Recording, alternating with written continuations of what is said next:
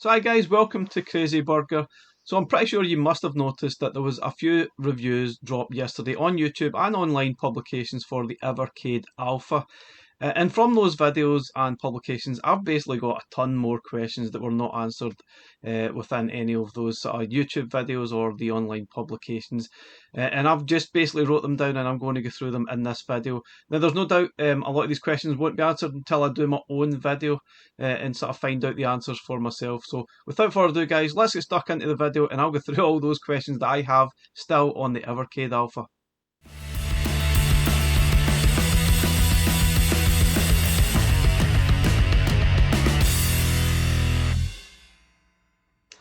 Okay guys, so I've got the question wrote down. I will probably be looking down and reading as I'm going through the video, so please forgive me if I'm not looking at the camera or maybe looking down. But anyway, what I want to say is I thought the videos were really good. There was two especially I thought were excellent videos, and there's no way I would have done a better job in some of the videos that they've done. I think they've been excellent. Although some of the other videos were run-of-the-mill stuff that you'd expect from the sort of larger channel YouTubers that do the 10-minute special reviews. Anyway, guys, so from that, it certainly raised a lot of questions in my head about the Evercade Alpha. There's no doubt, obviously, I had hands-on experience back in July playing the Evercade Alpha at Blaze headquarters. And I actually had a fairly positive experience from that. I enjoyed playing the Alpha. It was a lot more impressive. It was a lot smaller than I thought. But it was nice, certainly a very high quality arcade sort of countertop device. But it is pretty pricey. That's certainly one of the things that stands out. It's not going to be for everyone. But if you're still interested, obviously you've been watching those videos that have been released as the first reviews, you might have more questions as well, like me. And one of the things that stood out in one of the first videos I watched, it was quite shaky. Someone was obviously going at it, playing the games, and it was sort of wobbling about all over the place. But it may have been the table that the arcade was sitting on. So I would probably suggest make sure you've got a sturdy table to actually put this on when you're playing it. I don't think it does move about a lot in actual reality. But anyway, one of the things that stuck out for me was the fact that one game didn't work, and that raised a lot of other questions to me about, does every game work? Are there any other issues? Now, one of the sort of videos highlighted that Cathedral didn't work. From I Was Awakening in Cathedral, and it said it was not supported. Now, if you probably know, Cathedral runs natively on Evercade devices, and it didn't actually work for the launch of the Super Pockets, and that was eventually fixed a few months down the line. Now, I have reached out to Blaze and asked the question, and they said it should be sorted for when the Evercade Alphas get released at the end of November, and there will be a day one first patch that should sort this issue. We hope now that, obviously you would expect that would have been the case for the Super Pockets as well, but obviously whatever was happening in the background, that wasn't happening. There was also issues, if you recall, with Donut Dodo on the Super Pockets. There was some control problems, and that obviously makes me wonder, are there any other games out there that have issues on the Evercade Alpha? Now, they did mention that there might be some issues with natively running games. Now, that would probably mean Donut Dodo. There could be some issues with that. There could be issues with Full Void. There could be issues maybe even with Glover. And there's probably a few other games like Duke Nukem 1 and 2 Remastered. Now, they have said everything should be fine for launch, but obviously take that with a pinch of salt. Obviously we won't actually know until people test them and people actually run those carts on the Evercade Alpha. So obviously you won't know, and I won't know until we probably get this in your obviously personal space and actually try all these carts. Now, I understand a lot of these YouTubers will not try every game, every cart. There is too many now to actually try. But I guess someone has to do it, and the testers probably should be doing that at Blaze. And they should really be highlighting any issues before you actually purchase these products, because you are spending a lot of money at the end of the day. Now, I'm not ringing any alarm bells here. I'm pretty sure it'll be fine come launch day. But it's the fact that one of the games doesn't work. It just asks questions about every other car, every other game. Does everything work? Will there be any issues? And obviously I can't guarantee that every game and every cart will work on launch day. So we'll really just have to wait and see, and obviously fingers crossed that they do actually work. So one of the other things that was quite noticeable to me was wear and tear. If you look at the controls and obviously all the buttons, and if you maybe compare it to even the arcade 1-up carts that were in, maybe if you've seen them in the Smith shops and everyone goes in and plays these games, through time they just get worn out and they're useless. And that's one question that I don't think anyone knows at present. What about wear and tear through time? There's no plastic protection on the top of the cabinets to protect maybe the button layout and all the sort of stickers that are on top there, which probably isn't a good idea. It would be nice to sort of protect that. And obviously, what about the controls? They are competition grade. Obviously, that's not the deluxe version, but who actually makes that? Who's the manufacturer for that? Will you be able to even replace all these buttons? I know one of the YouTubers did actually sort of do a teardown, and it looks to me as if you probably could replace them to other sort of controls of your choosing, I'm sure. Not sure I'd recommend it, but if you know what you're doing, I'm pretty sure it should be possible. Now, something else that was quite obvious when you're watching the videos is the two-player experience with this little unit. Now, it's pretty small, sort of arcade countertop, bar top device. And if you watch some of the videos, two players seems a little bit tight to me. Obviously, you've got the main player playing the controller on the actual sort of arcade unit, and then you've got another USB or some other third-party controller connected, and the person's probably sitting on your shoulder here, and they probably won't have the greatest view. But the person obviously playing player one has to be obviously on the arcade machine, and you don't have much choice. So I think two-player capabilities seems just maybe a little bit tight. I don't think I would buy this to play multiplayer games on. It just doesn't look the most comfortable experience. Certainly possible, but probably not the best experience you'll ever get. I think it was Metal Jesus that had, obviously talking about, have it round in parties, have two-player fests. In reality, it probably doesn't make a lot of sense. But I was also wondering, what about three-player games, four-player games? We have a few four-player games on Evercade. Is that possible? I don't think there was enough slots to actually play a four-player game on that arcade machine. Would anybody really want to do it? I mean, there must be possibilities out there to do it, but as far as I could tell, there was only 2 USB slots to input your controllers, so 4 players is probably not possible. Probably 3 players, but 4 players, probably not. I might be completely wrong, so that's just a question that I had in the back of my mind that it would be nice to get an answer to, if that's actually even possible. Now, I know a lot of people were asking about the HDMI out on the unit, and I don't really know why you would want to do that. I know a lot of people think, oh, I love these games, but I would love to maybe play it on a sort of larger screen or play it on your TV. But I don't get it myself. I don't understand it. Now, if you obviously want that function, it's not there. There's no HDMI out, so you cannot display this onto your TV. And I honestly don't get it. If you want to play these games, try another route. Buy them on Xbox or PlayStation or whatever. But it just doesn't make a lot of sense to me. But if you're looking for that, it's not going to be there, so you're going to be disappointed. So one of the other things that wasn't completely answered in all the videos that I've seen so far is the suitability of all the other games on Evercade. And there's a lot out there. I know there's too many for people to test. I totally get it. But it's obviously a question that does get answered and it will be asked. The question, I'll probably try and test as many carts as I possibly can, test as many games, test as many different genres of games. Now, obviously, it's an arcade machine. Arcade games are the ones that are going to work the best on this device. But a lot of people probably want to expand their library to other Evercade games or other sort of different carts. And obviously, you want to know, will it work? Is there enough buttons on the face for shoulder buttons? Is there enough? Does the joystick work very well? How well does the plugged in sort of third party controllers go? Can you play the main player games with plugging in a joypad? Obviously, do you have to use the default joystick as the first player, or can you use a second controller as the first player?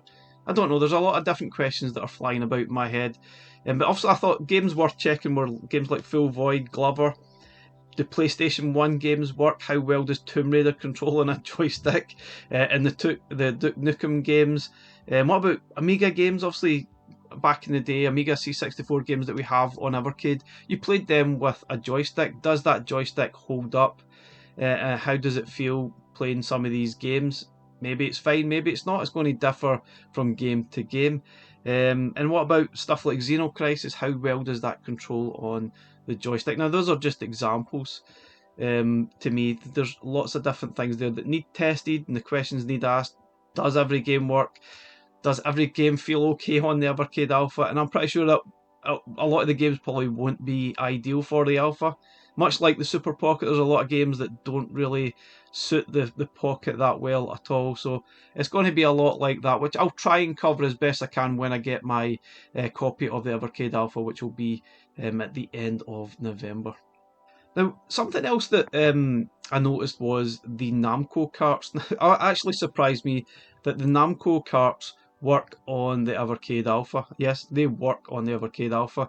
Now, they only don't work on the Evercade VS, which apparently, obviously, that has an external screen, which would be like you displaying that on your TV.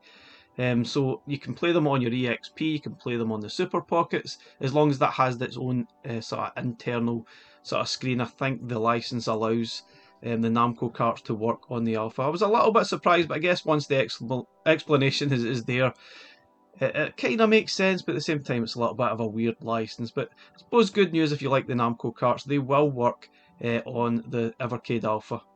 There's something else that didn't get tested, as far as I could tell, was the headphone jack. Now, it sounds like to me that the sound on the Evercade Alpha is excellent. There's no doubt about it. It is really good. It's got speakers on either side of the sort of cabinet.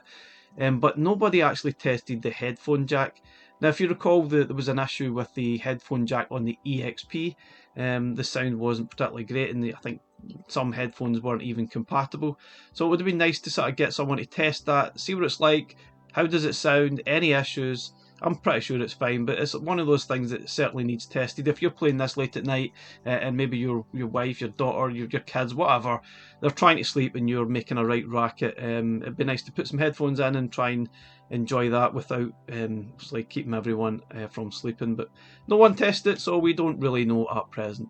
So obviously, going by the sort of early reviews, most of these are based in the US, and that obviously is their target market. And by say they, I mean Blaze. That's their target market to try and crack and get more Evercade users into the ecosystem and get them buying the carts. That's obviously the plan.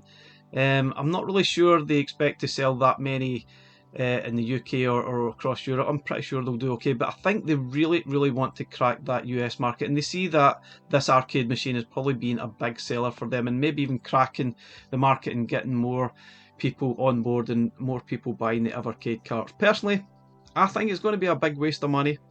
I think it's a nice niche product. It's too expensive, but will it work? I'm not sure. I really think they would have been better off concentrating on other things, to be honest, rather than doing that. It's nice. I mean, there's no doubt they've done a great job at it. It does look really cool. But in the long term, will it work? Will it have made any sense? Time will tell. Just my instincts tell me it's probably a really bad move. Now, this is probably a really daft question. And obviously, a lot of these games, the arcade games, you can play in Tatty mode. And I'm pretty sure you can swivel the screen. Obviously, if you've got a VS, you can actually swivel your TV if you activate the Tatty mode or a monitor. Obviously, you're not really going to swivel your TV, I guess, but you can get monitors that swivel around and you can play those Tatty mode games the way they're meant to be played.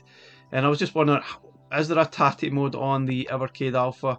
It's pretty much using the same firmware, I guess, by the looks of it, as the VS. Can you swivel the cabinet round on its side and play? Probably not very practical, but I'm sure someone would love to try it. And I'm pretty sure they maybe deliberately won't have that mode included because it'll probably break the alpha in some way and wouldn't make a lot of sense. But anyway, it would have been nice to actually see someone try it just for the sake of it, if it was even an option to actually choose. I'm pretty sure it's not an option because I'm pretty sure that would probably break some of the Evercade Alphas. So another thought that was going in my head was, will we see more arcade carts in 2025? Now, Blaze have held back a couple arcade carts for the end of the year to a plan 3 and 4.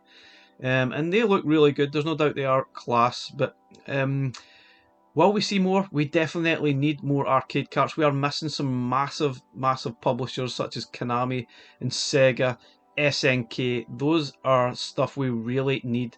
If they want to sort of take this Evercade Alpha to the next stages and take it to the limits, basically, they need those publishers on board. Williams, Midway, all that stuff, they really need to get that on board. So will they bring more arcade carts out in 2025? I'm pretty sure there will be arcade carts. It'd be crazy if they don't. But what that will be, who knows? I just hope it's not more maybe Pico arcade stuff. I don't think that's what's going to attract people to buy an Evercade Alpha. It's going to be those big names such as Sega and Konami and SNK. They need those on board to attract more people to buy those Alphas. And I think if they get those, then you never know what could happen. It certainly could help the sales of the Evercade Alpha, especially if it is struggling through the next sort of few months and stages. It's going to be interesting to see how well these things actually sell. Now lastly, it's probably brought to your attention, you noticed a lot of the sort of first reviewers also had the 4 carts that have not yet been released. And by that I meant the Data East Arcade 2 cart, we've got the Tuaplan Arcade 3, Tuaplan Arcade 4, and Metal Dragon and the other game Life on Mars. Now, a lot of the YouTubers probably glossed over it and hardly even touched on it, which is a massive source of frustration for me. You're sitting here thinking, send them to me, I will do massive reviews on them, I will cover them as much as possible, individually as well, so that all carts get their own limelight. However, a lot of these YouTubers probably glossed over them, hardly even touched on them. So if you want more information in these carts, you're probably watching the wrong channels. Which is a massive shame. I think it just feels like a waste of time sending these carts to some of these reviewers. They're really not even paying that much attention to them at all, which is a little bit disappointing, but it is what it is. That is what it is. I can't compete with a lot of these channels. If you think of like Metal Jesus, who's probably the biggest one there, is nearly at 1 million subscribers, which is a long way from where I'm at, and I'm never ever going to get there either. And we're basically a very small channel and a very niche channel at that as well, doing Evercade stuff and maybe a few other things beside. But anyway, it is what it is. I'm not complaining about not getting a review copy. I'm pretty fine with it. It's just a bit frustrating sitting back and watching the reviews, and maybe the questions just keep on coming in. And that's basically why I started up doing my own videos in the first place, watching videos that don't answer the questions that a lot of people want answers of. And I'm trying to do that the best way I possibly can. And I will do that once I get my Evercade Alpha. I will try and cover all the questions that you have and that I have as well in my head. But anyway guys, thanks very much for watching. If you get any other questions, please drop them into the chat. And obviously, are you still going to buy one? Have the early reviews put you off, or has it just made your mind up that you're definitely wanting one?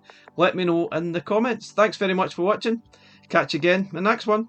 Bye for now. I'll keep the burps for off screen this time, hopefully.